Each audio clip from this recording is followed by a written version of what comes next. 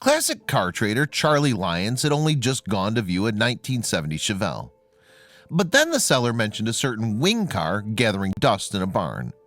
And if the seller was telling the truth, this dusty vehicle might just be extraordinarily rare.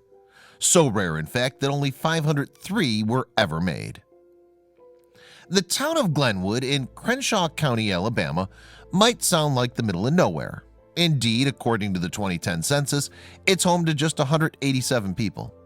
But as every treasure hunter knows, the middle of nowhere is exactly where treasure always turns up. That is, if you happen to be in the right place at the right time. In this case, it was 2015, and Charlie Lyons was driving toward Glenwood to check out the aforementioned barn. As he cruised through rural Alabama, did he wonder if he had struck gold? Was he just this once going to be in the right place at the right time? And did he press down on the accelerator just a little harder than usual, thinking of what lay ahead? Lyons himself hails from Irvington, Alabama. It's a sleepy farming community, not quite large enough to have its own municipality. It's not quite the blissful middle of nowhere either. Fans of stock car racing may know it as the home of the Mobile International Speedway. And of course, Irvington is also home to Lyons' family business, Charlie's Classic Cars. Its website states, "We're a Christian family that's been buying, selling, and trading classic cars and parts for more than 25 years. We hunt the country over for the infamous barn finds, and with the grace of God, sometimes we find the holy grail of them." All of which begs the question, would his drive to Glenwood really deliver the holy grail of barn finds? Lyons told his story to Hot Rod Network. After knocking on the door of the man's house, he agreed to show it to me. He said, "It was an unmolested car sitting in a shed with 2 owners and 20,000 miles on them." The car was a 1969 Dodge Charger Daytona, one of only 388 known to be in existence. Racing fans may know the model for its short-lived career in NASCAR racing. Children of the 80s, however, will recognize it as the stunt car used to play the General Lee in the Dukes of Hazzard.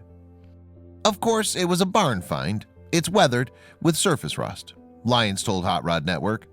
At one point in his life, he let his pet sleep in the driver's seat, so it's a little tore up, but it's all complete, all numbers matching, even down to the hose clamps on the radiator hoses. In fact, the car was a virtual wreck, but it was worth gold on the collector's market. There was a problem, though. He couldn't sell it, and he told me the car's never been for sale, Lyons told the Hot Rod Network. At that time, I told him if he was ever interested in selling it at all, I'd be interested in buying it, and I left it at that. The weeks went by, and Lyons dropped the Daytona's owner a text message now and again, just to keep his name in the hat. Why was the anonymous owner so reluctant to sell the Daytona? After all, it was just rotting in his barn, and by his own admission, he'd probably never get around to fixing it. According to Lyons, the owner had bought it for $1,800 in 1974 from the then-town judge, who had given it to his wife. His reluctance to sell might have something to do with the car's maiden voyage, a spring break trip to Panama City in Florida. The then 18-year-old owner commemorated the occasion by having flames painted on the car's front fenders. Whatever happened in Panama City, there must have been a lot of memories attached to that Daytona. Months went by, and Lyons kept texting the owner. Then, out of the blue, he texted me one day, Lyons told Hot Rod Network. He told me if he was going to advertise it for sale, he would ask a certain amount of money, and if I wanted it, I could have it for that price. I immediately told him I'd take it, Lyons went on. Last Saturday, we went up there and spent the day airing out the tires, freeing up the brakes, and pulling it out of the barn. We know that relatively few Daytonas were built with bucket seats, automatic transmission, and a console, and this is one of them. Moreover, the Daytona, though far from roadworthy, still had its original 440 Magnum engine. Now, to give an indication of what a Daytona might be worth at auction, actor David Spade recently paid $900,000 for a Hemi-powered 1969 Charger. Naturally, then, Lyons listed his Daytona in the same auction house. This car is a 1969 Charger Daytona, showing telltale signs of decades of storage and mild paint changes, stated its listing on the Meckham Auctions website. What makes this Daytona especially appealing are its interior options, which include headrest-equipped bucket seats, factory chrome floor shifter in a center console, dash cluster with clock and tack assembly, and more. With an estimated value of $150,000 to $180,000, the vehicle went on auction in Florida.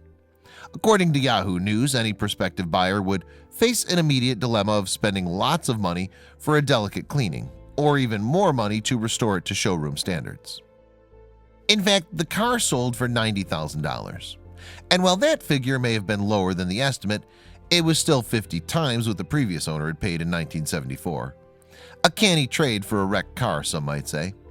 What's more, with any luck, this iconic and exciting automobile will be on the road again one day soon. Meanwhile, Lyons is still running his family business in Irvington, buying, selling, and restoring classic cars. And though the Daytona may be hard to top, Lyons and his sons, Cody and Marcus, are still searching Alabama for Holy Grail barn finds.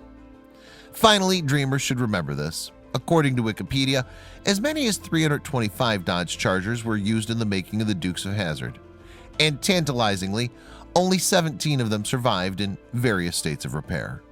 So it's just possible that out there, somewhere in the middle of nowhere, there's one that has your name on it.